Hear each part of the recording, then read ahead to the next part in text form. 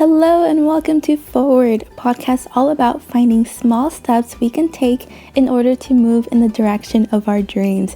I am your host, Lydia Morales. So whether you're running, stumbling, or crawling forward, I am here for you. We're going to figure it out together and do amazing things. Hello and welcome to Forward. In today's episode, we're going to be talking about how to silence the inner critic that we all have inside. And I'd like to start by asking you a question. How do you talk to yourself? Are you your biggest cheerleader or are you your bully?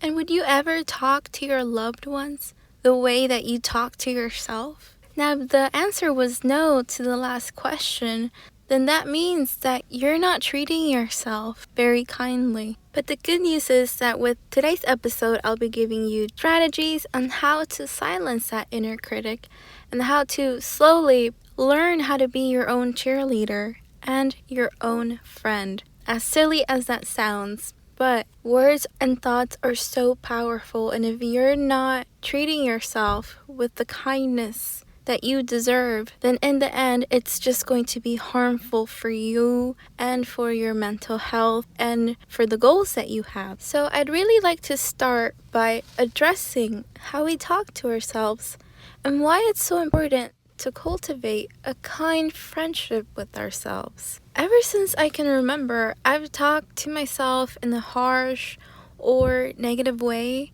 and for a long time, I thought that this was normal. I thought it was normal to treat everyone else with kindness, but to practically be a bully to myself.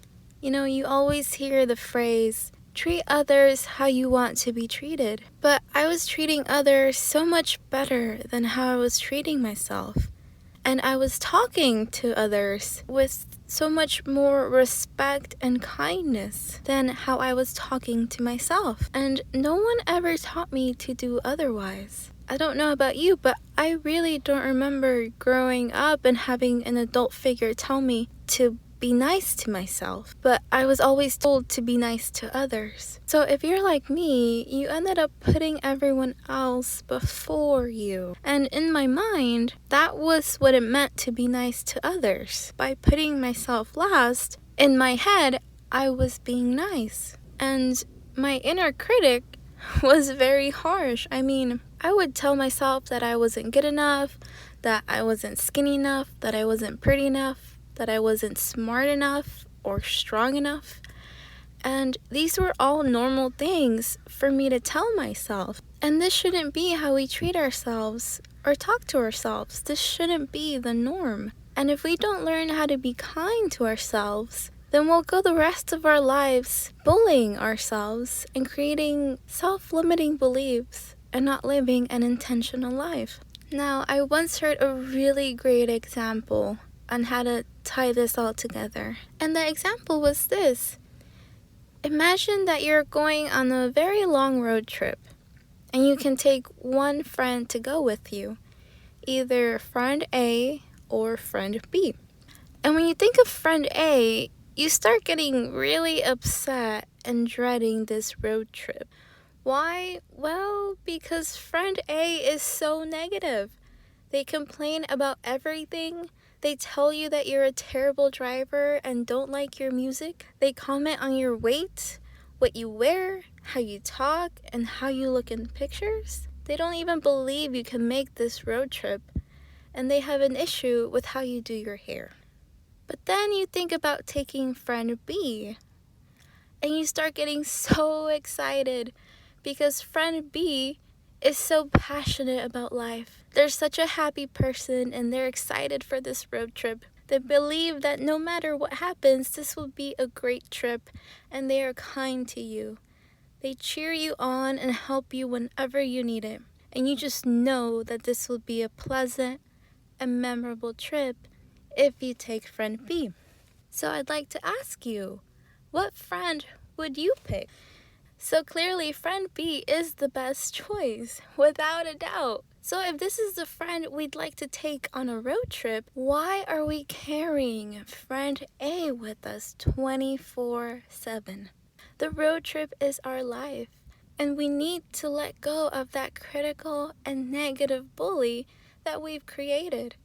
And we need to be a kind friend to ourselves. I mean, many times we make things a lot harder than they need to be by being mean to ourselves, by stopping ourselves from going for what we want and desire, and for just being so critical of ourselves. So I'd like to encourage you to be a kind friend to you, because it's going to make such a huge difference. Life gets a little easier when you treat yourself with how you would love to be treated by others. You realize that you can do things and try things without holding yourself back. Once I started to be nicer to myself, I realized that I don't need to stop myself from doing the things that I want to do or from going after what I want. I realized that I could cheer myself on and believe in myself, and that it was okay to do so. And the more time passed, the quieter that inner critic became, and the louder the nice friend was. It was then that I realized how much I was holding myself back. So there are a few strategies that I would love for you to use that worked for me in silencing that inner critic. And the first thing that I want you to do is to name the inner critic. Just give it a name. And when you do that, it's just so much easier to recognize when that criticism and that self-doubt creeps in. And if you're a Disney fan like me and you've seen the movie Luca, there's a scene where one of Luca's friends, his name is Alberto, tries to explain to Luca that whenever he has any doubt, to just shout out Silencio Bruno. And Luca is very confused and he's like, "Who's Bruno?" And Alberto is like, the name doesn't matter. You just have to tell the doubts to be quiet. You can name it whatever you want. And Silencio Bruno just translates to be quiet Bruno or shut up Bruno. So name your inner critic. That is the very first thing for you to do. And the second thing I'd like for you to do is to start recognizing when you're talking to yourself in a negative way. Now, to save myself time on figuring out if I was doing this or not, I told myself if I would not say this to one of my loved ones, then I shouldn't be saying it to myself. And that's how I started to slowly recognize when I was speaking to myself in a negative way and putting myself down. And once you start recognizing this, and we'll continue with the Disney example, you can just say, "Stop, Bruno," or "Shut up, Bruno," or "I'm not thinking that, Bruno." Whatever name you gave your inner critic, use that and just tell it to stop. Because when you actually do this, again, it might sound silly, but when you actually do this, you do stop. You recognize what's happening and you start to slowly but surely silence that inner critic. And the third thing I want you to do is to say the forgiveness mantra to yourself. And it goes like this: I forgive you, thank you, I'm sorry, and I love you. And once you start doing that, you will see little changes in your thought process. You will eventually realize, oh, I'm not being so mean to myself anymore. I love myself, and I'm not going to talk this way to myself. I'm going to start cheering myself on. And the voice and the inner critic does get quieter. I assure you, it does happen. These are the steps I took in order to silence that inner critic. And I speak to myself so much more kindly than how I used to. Now, there's a fourth strategy that I also did and that I found it to be very, very powerful. And that strategy is that I made a list of all the things that I remember telling myself. All the criticism, all the self-doubt, all the harsh words, everything that I could remember, I wrote it down. Line after line on paper, I wrote it all down. And then I went back and one line at a time, I would read it. I would let the emotions surface up again on how I felt when I would tell myself those things. And then I would say the forgiveness mantra to myself.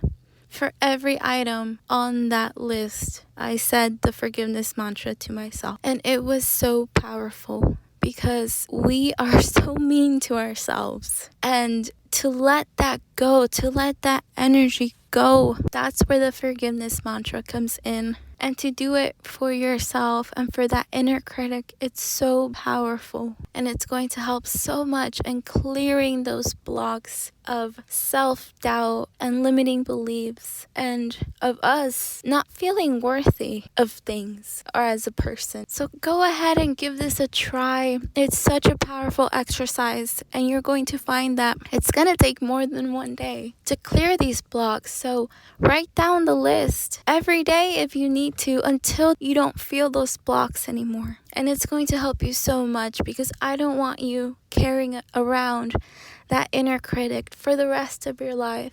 I want you to have some peace in how you talk to yourself and how you encourage yourself, because it's going to show in your day-to-day life. It's going to show with you, with your relationships, with your work environment, with your goals. Once you release that block and once you silence that inner critic, you're going to see these small changes of how you feel about yourself, about how much you're going to respect and love yourself by letting go and silencing that inner critic. And let me know if you did these exercises. Let me know how they've helped you. And I really, really hope that you start talking to yourself in a kind and empowering way. Thank you so much for listening, and I hope you have a lovely day. And to find out more, you can visit me at lydiamoralesco.com, and I'll go ahead and add the link to the show notes. Have a lovely day.